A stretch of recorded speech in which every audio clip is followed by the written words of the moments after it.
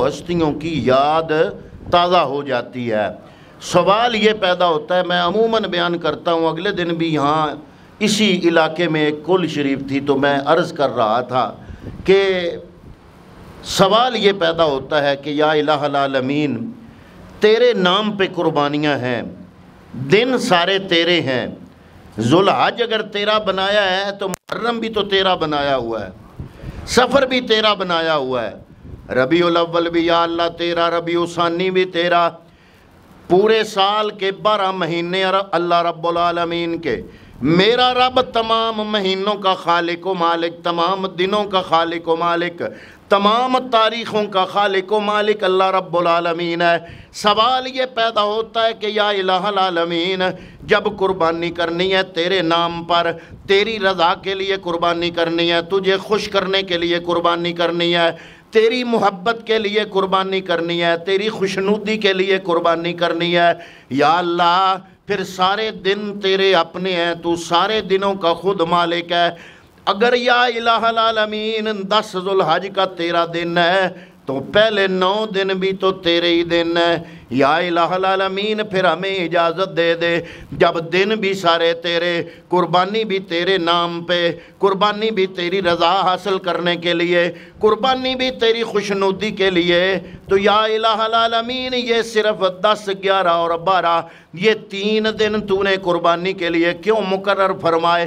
یا اللہ ہمیں پہلے اجازت دے دے تاکہ یکم ذوالحج کو ایک محلے میں قربانی ہو، غریب گوشت کھا لے، 2 ذوالحج کو دوسرے محلے میں قربانی ہو، غریب اگلے دو گوشت کھا لے، تیسرے دن تیسرے محلے میں قربانی ہو، پورا مہینہ لوگ قربانیاں دیتے رہیں۔ یا اللہ جب سارے دن تیرے اپنے ہیں تو تو نے صرف 10، 11 اور 12 یہ 3 دن کیوں مقرر کیے ہیں؟ حضرات محترم، اگر علماء کرام سے سوال کریں، ان سے پوچھیں کہ حضرت میرے گھر میں قربانیاں ہیں، 3 قربانیاں یا 4 قربانیاں ہیں، آج 7 ذوالحج ہے یا 8 ذوالحج ہے، اگر آپ اجازت دیں تو کچھ آج کر لیں، تو علماء کہیں گے، تمام مکاتب فکر کے علماء کہیں گے، سارے مسلمانوں کے علماء، تمام عقائد کے علماء یہ کہیں گے کہ 10 سے پہلے قربانی کرو گے تو اللہ تعالیٰ تمہاری قربانی قبول نہیں فرمائے گا۔ پھر سوال پیدا ہوتا ہے کہ یا اللہ جب سارے دن تیرے، قربانیاں بھی تیرے نام کی، تو صرف 10، 11 اور 12 کے دنوں کے لیے تو نے قربانیوں کو خاص کیوں فرما دیا؟ تو علماء فرماتے ہیں وجہ یہ ہے کہ اللہ رب العالمین نے یہ جو یاد ہے، یہ جو سنت ہے، اس کو مقرر کیا صرف 3 دنوں کے لیے، 10 ذوالحج، 11 ذوالحج اور 12 ذوالحج۔ علماء کرام سے پوچھتے ہیں جناب وجہ کیا ہے؟ دن تو سارے اللہ کے ہیں۔ تو علماء فرماتے ہیں کہ اللہ رب العالمین اپنے پیاروں کی یاد میں یہ قربانیاں کرواتا ہے۔ گویا دوسرے لفظوں میں کہہ لیں کہ ہم اللہ کے نیک بندوں کے عرس مناتے ہیں، کسی کا عرس بیرا شریف میں ہوتا ہے، کسی کا عرس جناب سیال شریف میں ہوتا ہے، کسی کا عرس للہ شریف میں ہوتا ہے، کسی بزرگ کا عرس گولڈا شریف میں ہوتا ہے، کسی کا کہیں، کسی کا کہیں۔ ہم ان کے دن مناتے ہیں اللہ رب العالمین کی بارگاہ میں جن ہستیوں نے اپنے اخلاص کو پیش کیا، اپنی للہیت کو پیش کیا، اپنے خالص پن کو رب کی بارگاہ میں پیش کیا، اللہ رب العالمین نے ان کے نام کو ایسے زندہ کیا۔ اللہ تعالیٰ ہر سال ابراہیم اور اسماعیل کا عرس مناتا ہے، اور ان ہستیوں کے عرس خاص مقامات پر جب رب عرس مناتا ہے تو میرے گھر بھی بکرا چھترا ذبح ہو رہا ہوتا ہے، ایک کمی کے گھر میں بھی ذبح ہو رہا ہوتا ہے، ایک چودھری صاحب کے گھر میں بھی ذبح ہو رہا ہوتا ہے، عالم دین کے گھر میں بھی ذبح ہو رہا ہوتا ہے، پیر کے گھر میں بھی ذبح ہو رہا ہوتا ہے، مرید کے گھر میں بھی ذبح ہو رہا ہوتا ہے، جو اپنے آپ کو بریلوی کہتے ہیں وہ بھی قربانیاں کر رہے ہوتے ہیں، جو اپنے آپ کو دیوبندی کہتے ہیں وہ بھی قربانیاں کر رہے ہوتے ہیں، جو اپنے آپ کو شیعہ کہتے ہیں وہ بھی قربانیاں کر رہے ہوتے ہیں، جو اپنے آپ کو اہل حدیث کہتے ہیں وہ بھی قربانیاں کر رہے ہوتے ہیں۔ میرا پیغام تو تمام مکاتب فکر کے لیے ہوتا ہے، میں فرقہ واریت کے خلاف ہوں، نہ کبھی ایسی بات کی، میں تمام فرقے کے لوگوں کو اپنا بھائی سمجھتا ہوں، کوئی کسی نے کوئی اپنی پہچان بنا لی، کسی نے کوئی بنا لی، اصل بنیادی چیز ہے کہ ہم سارے مسلمان ہیں، امت محمدیہ ہیں، ہماری امت محمدی ہے، ہماری ملت ابراہیمی ہے۔ حضرات محترم، چاہے کوئی دیوبندی ہے قربانیاں کر رہا ہے، کوئی بریلوی ہے قربانیاں کر رہا ہے، کوئی اہل حدیث ہے، کوئی شیعہ ہے، کوئی سنی ہے، سارے قربانیاں کر رہے ہیں۔ کیوں؟ فرمایا اللہ رب العالمین جب اپنے پیاروں کا عرس مناتا ہے تو ایک گاؤں یا ایک محلے میں یا ایک شہر میں عرس نہیں منایا جاتا، بلکہ جہاں جہاں بھی مسلمان اللہ کا نام لینے والے بستے ہیں وہاں وہاں اللہ رب العالمین نے اپنے پیارے پیغمبروں ابراہیم اور اسماعیل کی یاد تازہ کرنے کا اہتمام فرما دیا ہے۔ پر اب سوال پیدا ہوتا ہے، یا الہ العالمین، انبیاء تو بڑے، آپ علماء سے سنتے ہیں 1.25 لاکھ انبیاء، ان 1.25 لاکھ نبیوں میں 313 رسول، کتنے انبیاء؟ 1.25 لاکھ، رسول کتنے؟ 313 رسول۔ ہر رسول نبی ضرور ہوتا ہے، لیکن یہ ضروری نہیں کہ ہر نبی رسول ہو۔ اللہ رب العالمین نے 1.25 لاکھ انبیاء بھیجے، ان 1.25 لاکھ انبیاء میں سے 313 کو اللہ تعالیٰ نے رسول بنا کر بھیجا، اور اللہ نے جتنے بھی رسول اور انبیاء بھیجے کم شان والا ایک بھی نہیں ہے۔ اللہ کا قرآن ارشاد فرماتا ہے تِلْكَ الرُّسُلُ فَضَّلْنَا بَعْضَهُمْ عَلَىٰ بَعْضٍ، اللہ فرماتا ہے میں نے جتنے رسول بھیجے ایک دوسرے سے بڑھ کے فضیلت والے بھیجے۔ تو لیکن اللہ رب العالمین نے کسی کو صفی اللہ بنایا، اللہ تعالیٰ نے کسی کو کلیم اللہ بنایا، لیکن تمام انبیاء میں سے اللہ تعالیٰ نے حضرت ابراہیم علیہ السلام کو اپنا خلیل بنایا۔ اس کی وجہ کیا ہے؟ حضرت ابراہیم علیہ السلام نے جب اللہ کا نام لیا، خدا کی ساری خدائی میں میرے رب کا نام لینے والا کوئی نہیں تھا، اللہ کے نام سے واقف کوئی نہیں تھا، اللہ کو جاننے والا کوئی نہیں تھا۔ نمرود کی پوجا ہوتی تھی، نمرود ہی بادشاہ تھا، نمرود ہی خدا تھا، نمرود کے بت بنا کے لوگ اپنے گھروں میں رکھ کے ان کی پوجا کیا کرتے تھے۔ کسی کے ذہن میں میرے رب کا تصور کوئی نہیں تھا، اللہ کو ماننے والا کوئی نہیں تھا۔ حضرت ابراہیم علیہ السلام آپ نے جب ہوش سنبھالا، جب آپ کی پیدائش ہوئی تو آپ کی والدہ ماجدہ آپ کو لے کے غار میں چلی گئی، کیونکہ نمرود کو نجومیوں نے کہا تھا اس سال ایک ایسا بچہ آئے گا جو تیرے مذہب کے خلاف چلے گا، تیری حکومت، تیرا تختہ الٹ دے گا، ایک نیا دین لے کے آئے گا اور لوگوں کو نئے دین کی طرف راغب کرے گا۔ اس نے یہ حکم دے دیا تھا جس طرح فرعون نے حضرت موسیٰ علیہ السلام کے زمانے میں بچے ذبح کرائے، نمرود نے بھی اس سال حکم دے دیا تھا کہ ہر مرد اپنی بیوی سے دور رہے۔ یہ نمرود کا حکم ہے، ہر مرد اپنی بیوی سے دور رہے، اور جو عورتیں حاملہ ہوئیں ان تمام عورتوں نے جو بھی بچے پیدا کیے ان سب کو قتل کر دیا گیا۔ لیکن حضرت ابراہیم علیہ السلام کی والدہ ماجدہ، آپ کی عمر چونکہ تھوڑی تھی، آپ کا عمل کسی پہ ظاہر نہیں ہوا، لیکن جب آپ حضرت ابراہیم کے دنیا میں جلوہ گر ہونے کا وقت قریب آیا، آپ کی والدہ ماجدہ جنگل میں چلی گئیں اور غار کے اندر گئیں۔ وہاں پہ حضرت ابراہیم علیہ السلام آپ کی ولادت باسعادت ہوئی۔ آپ 15 سال غار کے اندر رہے، اور آپ کی والدہ ماجدہ نمرود سے ڈرتے ہوئے چوری چھپے اپنے گھر سے ادھر آتی تھی، بچپن میں ان کو دودھ پلاتی تھی، جب بڑے ہو گیا پھر ان کے کھانے کا اہتمام کیا کرتی تھی۔ جب 15 سال کے حضرت ابراہیم علیہ السلام ہو گئے، غار سے باہر نکلے تو رات کا وقت تھا، آپ کی نظر پڑی ستاروں پہ، آپ نے فرمایا میری قوم ستاروں کو رب مانتی ہے، لیکن جب ستارے غروب ہو گئے حضرت ابراہیم علیہ السلام نے قوم کو فرمایا جو غروب ہو جائے وہ خدا نہیں ہوتا۔ پھر تھوڑی دیر بعد جب چاند کو دیکھا تو چاند بھی غروب ہو گیا۔ فَلَمَّا رَأَى الْقَمَرَ بَازِغًا قَالَ هَذَا رَبِّي، اللہ کے قرآن نے سارا مضمون کھول کے بیان فرمایا ہے۔ جب چاند کو دیکھا فرمایا میری قوم کہتی ہے کہ یہ میرا رب ہے، لیکن جب چاند بھی غروب ہو گیا فرمایا جو غروب ہو جائے وہ خدا نہیں ہوتا۔ جب دن چڑھا، سورج طلوع ہوا، تو کچھ لوگوں نے سورج کو اپنا دیوتا بنایا ہوا تھا، اپنا خدا بنایا ہوا تھا۔ انسان کی یہ فطرت تھی کہ جس چیز سے متاثر ہوتا اس کی پوجا شروع کر دیتا۔ کوئی شیر سے متاثر ہے تو شیر کی پوجا کر رہا ہے، کوئی سانپ سے متاثر ہے تو سانپ کی پوجا کر رہا ہے، کوئی آگ سے متاثر ہے تو آگ کی پوجا کر رہا ہے، کوئی چاند سے متاثر ہے تو چاند کی پوجا کر رہا ہے، کوئی سورج سے متاثر ہے تو سورج کی پوجا کر رہا ہے۔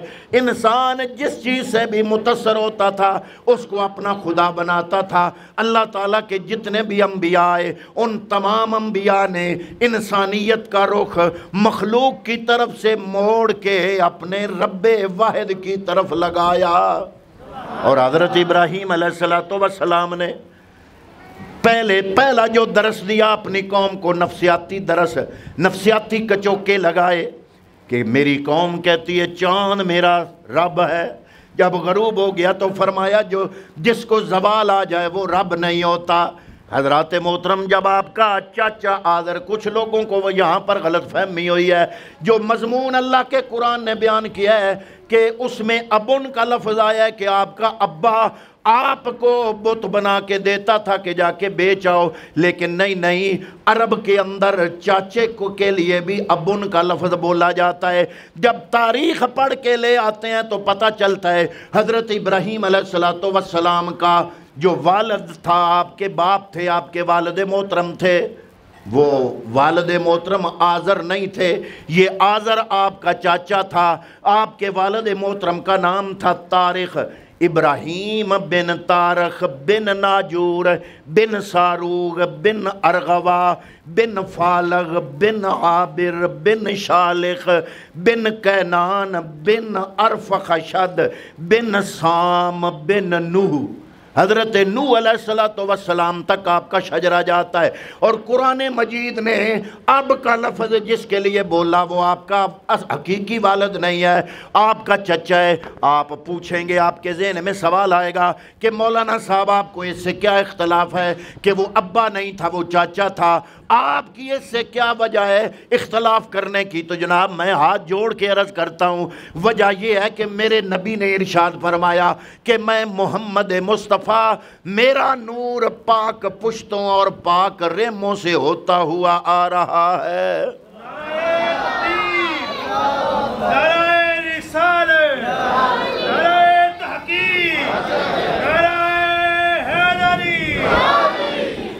ہمارے پیغمبر ابراہیمی ہیں، ہمارے پیغمبر حضرت ابراہیم کے بیٹے حضرت اسماعیل کی اولاد میں سے ہیں۔ اور میں یہ ایک بات بھی یہاں پر کہتا چلوں کہ یا الہ العالمین، تیرے نبی تو بے شمار ہیں، تو نے ابراہیم کو ہی اپنا خلیل کیوں بنایا؟ وہی تو سٹوری میں آپ کی خدمت میں پیش کر رہا ہوں کہ پہلے نفسیاتی طور پر ضربیں لگائیں اپنی قوم کی نفسیات پر کہ جو غروب ہو جائے وہ خدا نہیں ہوتا، جس کو زوال آ جائے وہ خدا نہیں ہوتا۔ پھر جب چاچا بت بنا کے دیتا تھا، بت لے کے جاتے اور لوگوں کو کہتے کہ اے لوگو وہ خدا لے لو جو نہ نفع دے سکتا ہے نہ نقصان دے سکتا ہے۔ سارا دن ہوکا لگا کے واپس آ جاتے، بت کوئی نہ خریدتا۔ واپس آتے تو چاچا پوچھتا کہ دوسرے لوگ جاتے ہیں ان کے خدا لوگ خرید لیتے ہیں اور تمہارا کوئی خدا بکتا نہیں، وجہ کیا ہے؟ چند دنوں کے بعد آپ کے چاچے کو پتہ چلا کہ آپ کا بھتیجا جو ہوکا لگاتا ہے، اس ہوکے کے نتیجے میں اس کا بت کوئی بھی نہیں خریدے گا، کیونکہ جو دوسرے بت بیچنے والے ہیں وہ اپنے بتوں کی بڑی تعریفیں کرتے ہیں۔ کوئی کہتا ہے کہ بارش برسانے والا خدا ہے، ایک دفعہ لے کر جاؤ تو صحیح، اس کے سامنے ہاتھ جوڑ کے کھڑے ہو گے رب بارش کرے گا۔ کوئی کہتا ہے کہ جناب میرے پاس جو خدا ہے بیٹے دینے والا ہے، کوئی کہتا ہے میرے پاس جو خدا ہے وہ بیٹیاں دینے والا ہے، کوئی کہتا ہے میرے پاس جو خدا ہے وہ دولت دینے والا ہے، اس پہ لکشمی مہربان ہوتی نظر آتی ہے جو یہ خدا خریدتا ہے۔ اس کے نتیجے میں ابراہیم علیہ السلام اس بت کے گلے میں رسی ڈال کے کھینچتے ہوئے لے جاتے ہیں اور قوم کو کہتے ہیں لوگو جو بت مجھ سے اس رسی سے جان نہیں چھڑا سکتا وہ تمہاری قسمت کیسے بدل سکتا ہے؟ چند دن گزرے تو قوم ایک میلے پہ جاتی تھی، سالانہ ان کا میلہ ہوتا تھا، ساری قوم جا رہی ہے، حضرت ابراہیم بیٹھے ہیں، پاس سے گزرے، انہوں نے کہا ابراہیم آپ بھی چلو ہمارے ساتھ۔ آپ نے آسمان کی طرف دیکھا، اللہ نے قرآن مجید میں سارا مضمون بیان کیا ہے، اوپر دیکھا ستارے کو دیکھ کے فرمایا انی سقیم، میں بیمار ہوں۔ وہ قوم چونکہ ستارہ شناس تھی اور ستارے کو دیکھ کر اگر کسی کی بیماری کا پتہ چلتا تھا تو پتہ ہوتا تھا کہ یہ بیماری عام نہیں ہے بلکہ یہ بیماری وبائی ہے، یہ دوسروں کو بھی لگ جانے کا خطرہ ہے۔ وہ قوم کو جب ستارے کو دیکھ کر کہا کہ میں بیمار ہوں تو ساری قوم بھاگ گئی۔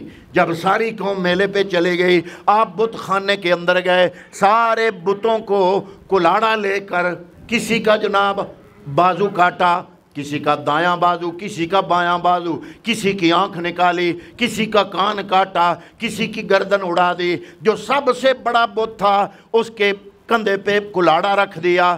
جب ساری قوم میلے سے واپس آئی تو ان کی یہ عادت تھی، جب میلے سے واپس آتے تو بت خانے میں جاتے۔ جب بت خانے میں گئے تو کیا دیکھا؟ سارے بت جو ہیں وہ ٹوٹے پڑے ہیں۔ انہوں نے پوچھا اَأَنْتَ فَعَلْتَ هَذَا بِآلِهَتِنَا یا ابراہیم۔ اللہ نے قرآن میں یہ واقعہ بیان کیا ہے۔ انہوں نے پوچھا اے ابراہیم ہمارے خداؤں سے یہ کام تو نے کیا ہے؟ آپ نے فرمایا بل فعلہم کبیرہم، فرمایا جس کے کندھے پہ کلاڑا ہے اس سے پوچھو، جس کے کندھے پہ کلاڑا ہے اس سے پوچھو۔ مقصد ان کی نفسیات کو جھنجھوڑنا تھا کہ جن کو تم اپنے ہاتھوں سے بناتے ہو، تم اشرف المخلوقات انسان ہو، تم رب کے نائب ہو، تم جن کو اپنے ہاتھوں سے بناتے ہو وہ تمہاری مخلوق ہے، تم اس کے خالق ہو۔ آپ اگر کسی بت کو بنائیں تو آپ اس بت کے خالق، وہ آپ کی مخلوق۔ تو اپنی مخلوق کی عبادت کون کرتا ہے؟ آپ فرماتے کہ عبادت کرنی ہے تو اس کی کرو جس رب نے مجھ کو اور تمہیں بنایا ہے۔ تو حضرات محترم، جب اس طریقے سے اللہ تعالیٰ کی توحید کی دعوت کو پیش کیا، پھر جب بندہ کوئی پیغام لے کے اٹھتا ہے اس کے رستے میں رکاوٹیں آتی ہیں، آزمائشیں آتی ہیں، امتحان آتا ہے، امتحان آتے ہیں، آزمائشیں آتی ہیں، پھر پتہ چلتا ہے کہ یہ بندہ اپنا رب کا نام لینے میں کتنا سچا اور کتنا سچا تھا۔ اور وہ سارے امتحان ابراہیم علیہ السلام کے رستے میں آئے۔ حضرات محترم، جب یہ بات چلی، یہ بات نمرود تک پہنچی، نمرود نے مشیروں کو بلایا، وزیروں کو بلایا، پوچھا اب ہمارے خداؤں کے ساتھ یہ کام جس نے کیا ہے اس کے ساتھ کیا کیا جائے؟ لوگوں نے مشورہ دیا کہ اس کو جلا دیا جائے۔ نمرود نے حکم کیا کہ لکڑیاں اکٹھی کی جائیں، ان کو آگ لگائی جائے۔ المختصر آگ لگا دی گئی اور وہ آگ آسمان سے باتیں کر رہی ہے۔ حضرت ابراہیم علیہ السلام کو لایا گیا اور پوچھا نمرود نے کہ پوری خدا کی اس خدائی میں خدا کا نام لینے والا صرف ایک تو ابراہیم ہے، اگر تو یہ نام لینا چھوڑ دے تو نہ صرف آگ سے بچ جائے گا بلکہ میں نمرود بادشاہ، میں مالک ہوں، پوری دنیا پر میری حکومت ہے، میں اپنے تخت کے ساتھ تمہیں بٹھاؤں گا، تمہیں اپنا وزیر مشیر بناؤں گا، سارا اقتدار تیرے قدموں میں آئے گا، دولت تیرے قدموں میں آئے گی، دنیا کی جس عورت سے چاہو گے میں نمرود تمہاری شادی کراؤں گا، ہر نعمت تیرے قدموں میں آئے گی، صرف مطالبہ اتنا ہے کہ جس خدا کا نام کوئی بھی نہیں لیتا، ساری خدائی میں جس خدا کا نام کوئی نہیں لیتا تم بھی نام لینا چھوڑ دو۔ یہ امتحان تھا۔ آج ہمارے نوجوان باہر جانے کے لیے، سیاسی پناہ کے لیے ہوتے مسلمان ہیں لیکن فارموں میں اپنے آپ کو مرزائی لکھاتے ہیں، قادیانی لکھاتے ہیں۔ ارے جب تم نے کاغذوں میں اپنے آپ کو قادیانی لکھا دیا، قادیانی کون ہے؟ جو میرے نبی کو آخری نبی نہیں مانتا، جو مرزا قادیانی کو بھی نبی مانتے ہیں، جو حضرات محترم قادیانی ہیں، وہ شیعہ ہوں یا سنی ہوں یا وہابی ہوں یا اہل سنت والجماعت ہوں، تمام مسلمان فرقوں کے نزدیک قادیانی کافر ہیں، قادیانی، سنی بھی کہتے ہیں قادیانی کافر، اہل حدیث بھی کہتے ہیں قادیانی کافر، دیوبندی بھی کہتے ہیں قادیانی کافر، اہل سنت بھی کہتے ہیں قادیانی کافر، شیعہ بھی کہتے ہیں قادیانی کافر۔ حضرات محترم، ہم نے تو دنیا کے تھوڑے سے لالچ کے لیے ایمان بیچ دیا۔ ابراہیم علیہ السلام جب اللہ کا نام کوئی لیتا ہے، جب کوئی سیدھے راستے پہ چلتا ہے تو رکاوٹیں آتی ہیں، امتحان آتا ہے، آزمائشیں آتی ہیں، لالچ آتے ہیں۔ حضرت ابراہیم کے سامنے اس نے کہا کہ میری بادشاہی میں تمہیں شامل کرتا ہوں، صرف نام لینا چھوڑ دو۔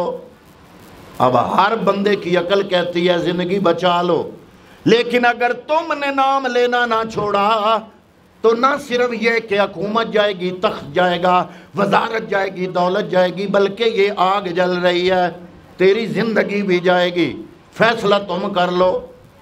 وہ کسی نے کہا کہ ایک طرف جام و سبو، ایک طرف دار و رسن، ہے کڑا یہ امتحان، دیکھیں کدھر جاتا ہے دل۔ لیکن بندے کی عقل نفع نقصان سوچتی ہے، دل عشق والا ہوتا ہے۔ علامہ اقبال نے بھی کہا تھا کہ صدق خلیل بھی عشق، صبر حسین بھی عشق، مارکائے وجود میں بدر و حنین بھی عشق۔ عقل کہتا ہے کہ عقل مصلحت سوچتی ہے، عقل نفع نقصان سوچتا ہے، لیکن دل جو ہے یہ چھلانگ لگا دیتا ہے۔ وہ ڈاکٹر اقبال قلندر لاہوری نے کہا تھا، بے خطر کود پڑا آتش نمرود میں عشق، عقل ہے میوے تماشائے لبے بام ابھی، مصلحت اندیش دانش رہتی ہے حیرت زدہ، ہنستے ہنستے سیل آتش میں اتر جاتا ہے دل۔ حضرت جبریل امی یہ منظر دیکھ رہے ہیں، چیخ پڑے ہے مولا، اس پوری زمین پر تیرا نام لینے والا ایک ابراہیم، اور تیرے دشمنوں نے اس کے لیے آگ جلائی ہے، اب اس کو آگ میں دھکا دینے لگے ہیں۔ اللہ نے فرمایا ہے جبریل جاؤ پوچھو میرے ابراہیم سے۔ جبریل آیا، اس نے اپنی طرف سے سوال کیا، میں وہاں جا سکتا ہوں جہاں کوئی نہیں جا سکتا، اے ابراہیم کوئی حاجت ہو تو میرے سامنے پیش کریں۔ آپ نے فرمایا جہاں تو جا سکتا ہے وہاں کوئی نہیں جا سکتا، تو وہ خدا مجھے خود دیکھ رہا ہے، میں اپنی حاجت اس رب کے ہوتے ہوئے تیرے سامنے کیوں پیش کروں۔ آج ہم مسلمانوں کی تو یہ عادت ہو گئی ہے نا کہ ہم اگر کاروبار کریں 1000 2000 زیادہ آ جائیں، وہ جی پیر صاحب نے دعا کی تھی تو جی 500 دا گھاٹا پہ جاوے، اللہ دی مرضی آئی، پتر ڈنکی لا کے باہر بھیجا، جے پہنچ گیا، او جی پیر صاحب دی کرم نوازی ہے جی، انہاں دی دعا ہو گئی، تے جے راج پھدی گیا، اللہ دی مرضی انجی آئی۔ یہ بھیڑیاں کماں چ رب دی مرضی، تے چنگیاں کماں چ پیراں دی مرضی۔ اے ساڈے مسلماناں دا ایمان ہے۔ ساری کائنات کے فرشتوں کا سردار جبریل ہاتھ جوڑ کے عرض کرتا ہے کوئی حاجت ہے تو بتاؤ، اللہ کی بارگاہ میں پیش کروں۔ میں وابی نہیں ہوں، میں کٹڑ سنی ہوں، اور میں جن کا مرید ہوں، میرے مرشد کا نام حضور ضیاء الامت جسٹس پیر محمد کرم شاہ الازہری ہے، جو مصر سے پڑے ہوئے تھے، لیکن آپ نے ہمیں یہ پیغام دیا، اے بیٹا اگر جہاد کرنا ہے تو ہم میں سے جو جاہل پیر ہیں ان کے خلاف جہاد کرو، جنہوں نے ہمارے عقیدے کو بدنام کیا ہوا ہے۔ وہابی لوگ ہمارے غلط 2 نمبر پیروں اور 2 نمبر مزاروں کی ویڈیو بناتے ہیں، فوٹو لیتے ہیں، نیٹ پہ دیتے ہیں، کہتے ہیں یہ ہیں سنی، لیکن نہیں، میں کہتا ہوں اگر سنیوں کی پہچان کرنا چاہتے ہو تو جاہلوں کی حرکتوں سے سنی کی پہچان نہیں ہوگی۔ اگر سنی کو پہچاننا چاہتے ہو تو کسی اہل سنت والجماعت کے عالم دین کے پاس تمہیں آنا پڑے گا، وہ تمہیں سمجھائے گا کہ اہل سنت والجماعت کون ہوتے ہیں۔ تو حضرات محترم جبریل امی کہتا ہے میں وہاں جا سکتا ہوں جہاں کوئی نہیں جا سکتا، کوئی حاجت ہے تو پیش کرو۔ فرمایا جس رب کے لیے جان دے رہا ہوں وہ رب دیکھ بھی رہا ہے، سن بھی رہا ہے، مجھے تیری کوئی ضرورت۔ آپ مجھے بتائیں، جو رب کہے کہ میں 70 ماؤں سے زیادہ پیار کرتا ہوں، دنیا میں آپ سے پیار کرنے والا رب کے علاوہ کوئی، رب جتنا پیار کرنے والا کوئی ہو سکتا ہے؟ رب سے زیادہ قریب بھی کوئی اور ہو سکتا ہے؟ ہم نے کبھی اس کو قریب محسوس کیا ہو تو تاب ہے نا، کوئی جان پہچان رب نال بناؤ، اپنے رب کے ساتھ جان پہچان بنائے، اس رب کی بارگاہ میں آنے کی عادت ڈالیں۔ وہ رب کہتا ہے کہ میں تم سے اتنا پیار کرتا ہوں جتنا تمہاری ماں بھی نہیں کرتی۔ یا تو رب پیار نہ کرے، یا رب تمہیں دیکھ نہ رہا ہو، یا رب تمہیں سن نہ رہا ہو، یا رب تمہاری مان نہ رہا ہو۔ اللہ فرماتا ہے یا میں رب کمزور